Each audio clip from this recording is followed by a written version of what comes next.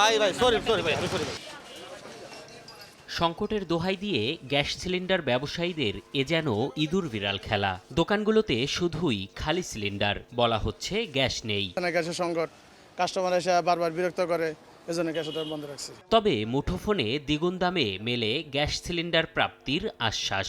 আমার কাছে নাই, তবে আমি একটু ট্রাই করে দেখতে পারবো যদি বেশি জরুরি দরকার লাগে। সকালে একজনের টাইনা দিয়েছিলাম, 2500 টাকা বিক্রি করছে। একটি দুটি নয়, আসে ভ্যান ভর্তি গ্যাস সিলিন্ডার। তবে সময় টিভির ক্যামেরা দেখে ছুটতে থাকেন দিক বিদিক। পরে আমার হতে হবে ভাই, আমার হতে হবে। পরে আমি ব্যবসা করতে পারবো না, পরে আমার ব্যবসা করতে পারবেন না না, না। কইবো কেন? ভাই ভাই সরি সরি ভাই, আমি সরি ভাই।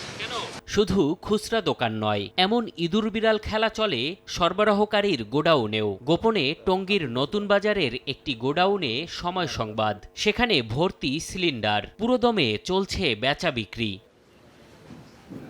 5 মিনিট পর ক্যামেরা নিয়ে ঢুকতেই লাপাত্তা সব। গোডাউনের দরজায় ঝুলিয়ে দেয়া হয় তালা।